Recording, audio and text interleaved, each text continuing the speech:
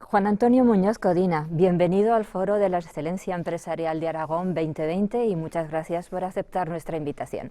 Muchas gracias a vosotros por invitarnos. Usted es director general industrial del Grupo PSA para España y Portugal, también director de la planta de Zaragoza y del clúster ibérico de este Grupo PSA desde enero del 19. Así es. ¿Cómo se integra Zaragoza en la manufactura del grupo y explíquenos qué es el clúster ibérico, qué representa? O sea, el clúster ibérico es la forma en que el Grupo PSA ha reorganizado en el perímetro europeo el conjunto de sus actividades de manufactura. Entonces engloba las 4 marcas, se fabrican coches de las 4 marcas, Peugeot, Citroën, DS y Opel, y se ha organizado en torno a 6 clústeres. Uno de ellos es el clúster ibérico, que incluye 4 plantas, 3 en España y una en Portugal, y una de las que está en España, evidentemente, es la planta de Zaragoza, además de la planta de Vigo y la planta de Madrid. ¿Y la integración de Zaragoza en la manufactura? Sin ningún problema, una fábrica madura con saber hacer, se ha integrado sin ningún tipo de dificultad. Yo creo que es un ejemplo entre el Grupo PSA de integración justamente en los modos y maneras y las maneras de actuar y de proceder en el Grupo PSA. Ningún problema, estamos muy contentos en ese sentido, muy satisfechos de cómo Zaragoza se ha integrado, dando una aportación muy grande al manufacturing del Grupo PSA en Europa. Buenas noticias. Muy buenas noticias. ¿Y qué es para el Grupo PSA la excelencia? ¿Cuáles son los principales indicadores que aplican en PSA para conseguir lograrla? Vamos a ver, la excelencia, cuando hablamos de excelencia del Grupo PSA, se habla en todos los dominios y en todas las actividades. Centrándonos en el ámbito del manufacturing, digamos, la fabricación de vehículos, la excelencia, es decir, ¿qué es una planta de coches? Una planta de coches tiene que hacer fundamentalmente 3 cosas. Tiene que hacer la producción todos los días en el horario, tiene que hacer la mejor calidad en los vehículos que fabrica todos los días, y eso lo tiene que realizar con unos niveles de competitividad que garanticen un buen posicionamiento y un futuro para la planta en cuestión. Entonces, los equipos que sean capaces de realizar esas 3 misiones están realizando correctamente su trabajo. Y para esas misiones tenemos una serie de indicadores que miden ese nivel de excelencia, que lo estamos comparando permanentemente con los benchmark a nivel mundial.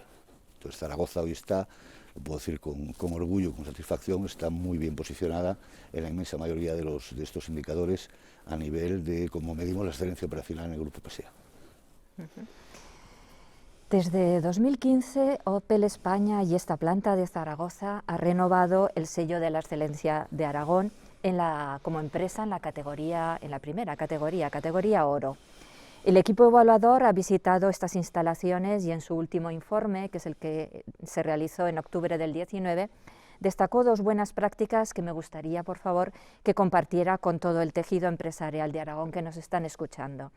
Su plan de compactación y optimización de espacios y el Tour de Terrain, creo que son 2 nuevos conceptos que se han ido implementando e integrando en la factoría aragonesa desde que usted fue nombrado director general industrial en enero del 19. ¿Podría explicarnos en qué consisten? Pues es mucho más sencillo de lo que parece. La compactación, es decir, esto está basado en una idea que todos podemos entender rápidamente. El que tiene un piso de 100 metros cuadrados gasta menos dinero en energía, en agua, en luz, etcétera, en limpieza, en 1000 cosas, que el que tiene un piso de 200 metros cuadrados. Entonces, lo que se trata de la compactación, se trata de limitar al mínimo necesario digamos, lo que la planta necesita para producir la cantidad de vehículos que tiene que producir. Es una cuestión pura y dura de optimización de gastos y de recursos. Ese es el primer concepto. Entonces, tenemos una dinámica que consiste en estar explorando permanentemente todo aquello que podemos compactar, reducir y llevar la planta sin que pierda su capacidad de producción, llevarla a un perímetro en términos de metros cuadrados y de recursos, tanto materiales como de energéticos, al mínimo posible. Simplemente es esto, no hay más que esto. Las ideas de dónde salen, de los equipos locales que han entendido esta idea y trabajan como cosacos permanentemente para estar mejorando nuestra forma de operar en un perímetro mucho más reducido. Y la segunda parte, los Tours de Terrain, es poner en manos también de los operacionales del terreno, la gente de los niveles más bajos del escalafón jerárquico, la responsabilidad de cuáles son aquellos parámetros que hay que vigilar, que hay que medir para que las operaciones, diferentes operaciones en el proceso de fabricación de un vehículo, se realicen como está previsto en su nominal de funcionamiento, que es, obviamente, el nominal de funcionamiento está definido para que sea con el mejor nivel de excelencia. Entonces son ellos los que determinan qué es lo que hay que medir, qué es lo que hay que vigilar, y en cada turno se vigilan que esos parámetros están en su sitio. No es tampoco más complicado que todo esto. Bueno, casi nada. Y el COVID-19, ¿cómo ha impactado esta crisis sanitaria en el sector de la automoción? ¿Nos puede dar su opinión? Pues no es una cuestión solo de opinión, es una cuestión de datos y de hechos, ¿no? Es decir, en el mes de marzo y abril, pues el nivel de ventas en el mercado automóvil llegó a bajar en España hasta el 98%, es decir, por no decir, no se vendía ni un coche, pero literalmente un coche. Pero en el resto de los países de Europa fueron cifras semejantes. La media en aquellos momentos estuvo en torno al 70-80% de bajada del mercado de venta de vehículos.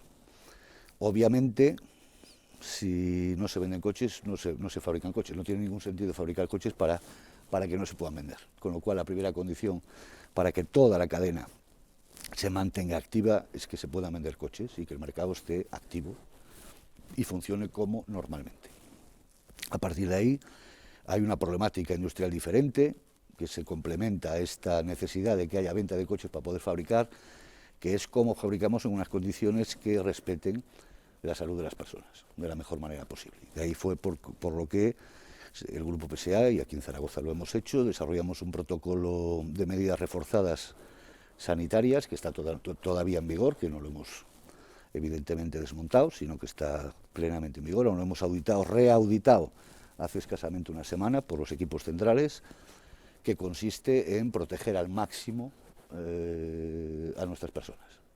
De hecho, los indicadores que tenemos es que tenemos un nivel de contagios, es decir, no de contagios, porque aquí no hemos tenido contagios internos, sino un nivel de impacto del COVID en la población de la planta inferior a los indicadores que hay en la Comunidad de Aragón y en la ciudad de Zaragoza, lo cual indica que nuestro protocolo, digamos, es una defensa adicional a lo que se está haciendo, digamos, de forma comunitaria, pues que está siendo eficaz. Entonces, de hecho, este protocolo se convirtió en una referencia a nivel industrial en España, y hubo otros, tanto los ministerios, que hemos trabajado mucho con ellos en esa fase, tanto el Ministerio de Sanidad como el de Trabajo, como el de Industria, así como otros constructores se han apoyado también, y hemos elaborado de alguna manera un protocolo único para todos a partir de lo que aquí fuimos capaces de desarrollar. En alguna de sus apariciones públicas, incluso antes del COVID, ha comentado el espíritu darwiniano del Grupo PSA y la necesidad de adaptarse para no desaparecer. ¿Cómo se ha adaptado el Grupo PSA y las plantas españolas de Zaragoza, Vigo y Madrid en esta crisis sanitaria? Vamos a ver, aquí hay varios, también es una cosa bastante sencilla de entender, es un poquito más complicada de realizar, pero bastante sencilla de entender. Esto se basa en varios temas. Primero, estamos convencidos, yo a nivel personal y nuestro grupo, digamos, a nivel corporativo, que todo lo que estamos viviendo, esto que nosotros llamamos en ocasiones este mundo caótico que nos rodea y en el que nos ha tocado vivir y ejercer nuestras actividades, esas situaciones no son excepcionales, sino que todo esto finalmente se está convirtiendo en el nuevo nominal, la nueva manera de funcionar. Entonces no hay que percibir esto como algo excepcional, sino como algo que va a ser manifestado de una manera o de otra, pero va a ser esta convulsión permanente, estas turbulencias permanentes van a ser algo que forme parte de nuestra vida de aquí para el norte. Entonces, ante esa situación, ¿qué es lo único que se puede hacer? Hay dos maneras de afrontarlo. Una es adoptando el papel de víctima, y quejarnos y lamentarnos, etcétera, etcétera, y la otra es decir qué puedo yo hacer para adaptar, en este caso, mi perímetro de responsabilidad, incluso a nivel, esto también funciona a nivel personal, qué puedo yo hacer para adaptarme lo mejor posible a esta nueva situación. Y esto es lo que llamamos el espíritu darwiniano, que es la capacidad de adaptación de las especies, ¿no? Y en este caso de nuestras actividades. Bueno, pues es lo que estamos intentando hacer, es decir, cómo yo me preparo de la mejor manera posible para cualquier eventualidad, con un objetivo claro, que es que el rumbo, yo soy capaz de llevar el avión a ruta a pesar de las turbulencias, yo soy capaz de llevar el barco a destino a pesar de una mar agitada y que me lo pone muy, muy complicado. ¿Eso qué implica? Pues implica anticipar. ¿Qué es anticipar? Imaginar escenarios, posibilidades, y qué hago si, y qué hago si sucede esto otro. Y entonces en cada momento, en función de lo que esté sucediendo realmente, te vas adaptando y vas... En fin, es un poco la anticipación en todo esto. Es decir, es algo, digamos, que es muy inherente además a la especie humana, ¿no? Hemos llegado hasta aquí en base a una evolución y a una adaptación permanente. Bueno, pues no es mucho más que esto, ¿eh? Entonces nosotros lo que estamos intentando hacer es permanentemente explorar el horizonte, ver y imaginar escenarios más difíciles, menos complicados, etcétera, etcétera, y entonces saber cómo nos adaptamos, cómo vamos previendo las cosas hoy, de manera que seamos capaces en cada momento de bascular a uno a otro sin perder el rumbo que nos dirige. El único rumbo que tenemos aquí, concretamente en Zaragoza, es garantizar un futuro para esta planta en la larga ruta. Ni más ni menos. Y siempre hay una línea recta, que es el teórico, pero luego la realidad, la vida, nunca te lleva por encima de la línea recta. La vida te va, en base a sacudidas, etcétera, te va llevando. Lo que hay que saber siempre es ser capaz de volver al camino y a la ruta. Y esto es la vida a nivel personal, a nivel individual y a nivel, por supuesto, colectivo. Dice de anticipación del grupo PSA, y podría concretarnos más en qué se ha anticipado. Hay el grupo. muchísimos ejemplos, ¿no? Yo creo que uno que está hoy muy de moda, se habla mucho de esto, es todo el tema de la electrificación de los vehículos, ¿no? Entonces, saben ustedes que a partir de este año 2020 ha entrado en vigor una reglamentación en materia de emisiones, en particular de CO2, muchísimo más dura de lo que con lo que veníamos conviviendo desde hace unos cuantos años, y eso no se improvisa de un día para otro, ¿eh? Entonces esto fue decisiones que se han tomado hace 6, 7 años, donde justamente con esa visión de anticipación el grupo ha previsto desarrollar unas plataformas multienergía que permiten hoy fabricar, no importa qué modelo, es decir, todos los modelos, en base a esas plataformas multienergía, que son plataformas que permiten que el vehículo esté motorizado con un motor gasolina, con un motor diésel o con un motor eléctrico, sea completamente eléctrico o sea híbrido en algunos casos. Entonces, hoy, para nuestra satisfacción, pues en España, en esta planta, fabricamos un vehículo completamente eléctrico, de nueva generación, el Corsa eléctrico. El grupo PSA es el único constructor que en España, en todas sus plantas, está en estos momentos fabricando vehículos completamente eléctricos. Y, bueno, básicamente es esto. Entonces, y que somos el constructor en Europa que está en este momento mejor respondiendo a esos nuevos criterios de reglamentación tan estrictos, y estamos siendo capaces de respetar la reglamentación actual, en consecuencia, y no es el caso de todos los fabricantes en estos momentos, ¿eh? Entonces, ese es un ejemplo. Otro ejemplo puede ser pues lo que estamos viviendo hoy aquí. Esto es un ejemplo de adaptación. Este acto, como usted comentó al principio, pues no era un acto que habitualmente se hiciera con este formato, sino que era un acto multitudinario, en un marco muchísimo más, seguramente más agradable y más acogedor que donde estamos en este momento. Bueno, ustedes han sabido adaptarse, aprovechando las nuevas tecnologías, pues para poder mantener la vida, mantener la actividad, que esto no se muera, no se quede en el saco roto y que tenga una continuidad en un formato completamente distinto. Bueno, el Grupo PSA ha hecho lo mismo con el teletrabajo. Ya en el año 19, ya mucho antes del COVID, ya había del orden de 18.000 personas, y no quisiera equivocarme en las cifras, que trabajaban de forma remota y estaban accediendo permanentemente de forma remota a los sistemas. Evidentemente, en el mes de marzo, lo que ha hecho la informática al momento del Big Bang del COVID, pues donde ya hubo que de una forma obligada quedarse en casa, pues duplicó en cuestión de 15 días, duplicó la capacidad de acceso desde los hogares a los sistemas de grupo, duplicando en 15 días lo que ya venía sucediendo en los años anteriores. Ese puede ser otro ejemplo de actuación en un dominio completamente diferente a la electrificación. En una palabra, nuestra vida cotidiana está basada permanentemente en lo que llamamos las gafas bifocales, ¿no? Que es ocuparse del día a día.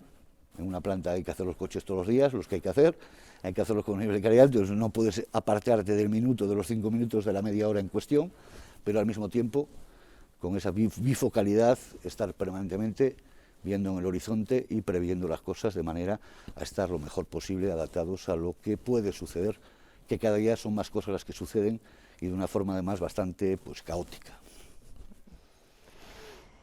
Y hablando del dióxido de carbono, ¿cómo se está adaptando el sector de la automoción y el grupo PSA a estos nuevos retos ambientales? Vamos a ver, hoy en día, digamos, la tecnología que está disponible para hacer frente a estas nuevas reglamentaciones es la tecnología de la electrificación de los vehículos, ¿no? Entonces, hoy es la tecnología que estamos poniendo a disposición de los clientes. Eso no significa, por ejemplo, el grupo PSA, ya el año próximo, 2021, tendrá más del 50% de la gama completa de vehículos estarán electrificados. Y en el año 2025 será el 100% de los vehículos que estarán electrificados completamente. Pero esta reglamentación que está en vigor en estos momentos no acaba aquí. Esta reglamentación pasa por escalones de descenso, de severización de las emisiones que van hasta el año 2030. Con lo cual, forzosamente el porcentaje de vehículos limpios, considerados limpios, tiene que forzosamente aumentar de aquí al año 2030 de una manera muy significativa. Muy significativa. Entonces, ¿que la tecnología del futuro será la tecnología de la electrificación de los coches o no? En los coches de los años 2000, de la década del 30 al 40, al 40 al 50, eso es pronto para decirlo. En cualquier caso, hay un montón de innovaciones y de exploraciones en curso en torno a otro tipo de energía, como puede ser el hidrógeno, por ejemplo, y también se habla mucho de ella, que está en plena exploración. Pero en este momento lo que está disponible es la tecnología de la electrificación de los vehículos. Y abundando en este tema, para que la electromovilidad sea una realidad, ¿qué sería necesario? Bueno, aquí hay un poco una pequeña, yo diría, me atrevería a decir que contradicción, ¿no? Porque quien de alguna manera ha legislado en esa dirección que obliga a que hoy el porcentaje de vehículos eléctricos, tiene que ser significativamente más alto que lo que era en los años anteriores. Bueno, pues al mismo tiempo las infraestructuras tienen que adaptarse a esa nueva realidad, a la velocidad adecuada para que eso sea posible. Entonces, en fin, es triste decirlo, es lamentable, es algo que ya hemos dicho por activa y por pasiva, lo hemos repetido en innumerables ocasiones. Yo sé que hay proyectos en curso, pero España está a la cola en Europa, por ejemplo, en materia de infraestructuras de puntos de recarga en el panorama europeo, por ejemplo, ¿no? Y eso es una asignatura pendiente de la que no podemos escapar. Eso va a haber que resolverlo. Yo sé que están trabajando en ello, pero hoy por hoy la realidad es que estamos a la cola de Europa. Entonces, hay una serie de infraestructuras que tienen que acompañar esta transformación tan importante que se está produciendo en el mercado del automóvil, indudablemente. Iniciaron la producción en serie de la versión eléctrica del Corsa justo antes de esta crisis sanitaria. ¿Cómo va la producción de este coche Corsa eléctrico? ¿Están satisfechos? Pues va francamente bien. Efectivamente lanzamos el Corsa eléctrico en enero de este año, un poquito antes de la crisis del COVID, y en este momento estamos fabricando aproximadamente unos 9 vehículos hora, es decir, aproximadamente el 16% de la producción total del Opel Corsa es el Corsa eléctrico, con lo cual ya hoy es muy significativo. Está por encima de nuestras expectativas en aquellos momentos, cuando lo lanzamos, en términos de volumen de producción, y está teniendo una acogida muy interesante en la clientela, muy importante en la clientela. Y está llamado, evidentemente, a seguir subiendo en porcentaje respecto al total de producción del Corsa, por lo que acabo de decir, porque, entre otras cosas, es obligado que así sea, porque la normativa, la reglamentación en materia de emisiones sigue apretando, y entonces cualquier constructor necesita que tener muchos más vehículos eléctricos rodando por las calles para poder cumplir la normativa. Independientemente que PSA también ha hecho, que no lo he comentado, pero que ha hecho un trabajo también muy importante de optimización y eficiencia en cuanto a emisiones de los motores térmicos conocidos, con las depoluciones Euro 6.3, bueno, en fin, no voy a entrar en temas de índole técnica. Entonces, bueno, pues es una carrera en ese sentido, ¿no? Más vehículos eléctricos rodando y más eficiencia en los vehículos térmicos que todavía seguimos fabricando. Y ya para acabar, otro tema de actualidad, ¿cómo ayuda la digitalización en la competitividad de la industria y qué mensaje les daría a las empresas e instituciones de Aragón para mantenernos o para adaptarnos en esta lucha contra las adversidades? Son dos cosas que están relacionadas, pero que son un poco diferentes, ¿no? Bueno, para la primera, digitalización, en fin, yo no voy a ser quien descubra, ¿no?, que todo lo que nos puede aportar la tecnología en materia sobre todo de manejo de datos, ¿no?, todo lo que es el Big Data, todo lo que es la información estadística acumulada que te permite inferir escenarios, y en fin, todo ese mundo que ya existe. Todavía yo diría que no está completamente desarrollado, implantado en nuestro negocio al menos. En otros sectores de la actividad económica sí ya está un poquito más. Es una carrera imparable, estamos en ello. Aquí hay múltiples ejemplos que le podríamos mostrar de aplicaciones de ese tipo de tecnología. Es decir, que la respuesta es un sí rotundo, y eso será cada día estará más presente en nuestra vida. Y como consejo, yo no soy quien para dar consejos a nadie. Yo diría lo que acabo de repetir un poco lo que dije al principio, ¿no? Yo creo que de esta, como se dice vulgarmente, de esta vamos a salir, por supuesto que vamos a salir. Yo lo que diría es que hay que tener resiliencia, capacidad de adaptación, como comentaba antes, creer que esto lo podemos superar entre todos. Yo sé que hay sectores que lo están pasando todavía peor que nosotros, y no me refiero a ninguno en concreto, pero están en la mente de todos nosotros los sectores que en este momento están sufriendo una situación muy, muy, muy delicada, muy extrema, pero de esto saldremos. Y yo lo que diría que la medicina para todo esto es lo que dije al principio, es capacidad de adaptación, capacidad de exploración permanente del futuro, prever siempre cómo me comportaría yo si las cosas fuesen así o fuesen de esta otra manera, ser capaz luego tener agilidad. Son un poco los valores de nuestro grupo, ¿no? Los valores del grupo son eficiencia, agilidad, entonces tener agilidad para bascular de una situación a la otra. Evidentemente esto a veces arrastra ciertos sacrificios, ciertos derechos adquiridos o paradigmas del pasado, pues hay que ponerlos un poquito en cuestión, porque no se puede, esto requiere de alguna manera que tengamos un cierto alineamiento, todos los actores en esta misma dirección, ¿no? Si hay actores que no están dispuestos a aportar esa dosis de flexibilidad, de adaptación, etcétera, etcétera, va a ser un poquito más complicado que seamos capaces de llevar colectivamente todos nuestra economía, nuestras empresas, los tejidos que generan la riqueza en las regiones, pues llevarlo en la buena dirección, ¿no? Entonces yo lo que diría es que hay que entender que esto es así, hay que asumir la realidad que tenemos delante, pero que sí que hay herramientas y hay formas de salir de esta por descontado. Nosotros aquí estamos. Si alguien me preguntaba, ¿ya habéis recuperado el máximo nivel de producción que teníais antes del COVID? Pues es cierto que lo hemos recuperado en este momento, estamos ahí, pero también es cierto que esto puede cambiar dentro de un mes, porque ahora hay una nueva ola, ahí vuelve a haber un impacto en el mercado del automóvil, en la venta de coches, porque la gente no puede salir de casa, o en fin, sale con más dificultad, no a cualquier hora, no todos los países lo mismo, entonces todo esto puede cambiar, pero igual que cambiará a lo mejor y pasemos por algún altibajo, también va a repuntar un poquito más adelante. Entonces yo creo que este es el espíritu un poco deportivo que hay que tener ante esta situación. Nosotros en cualquier caso lo que intentamos hacer todos los días.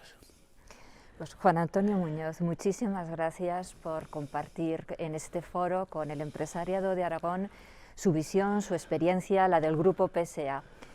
Nos vemos en una próxima ocasión. Gracias a vosotros.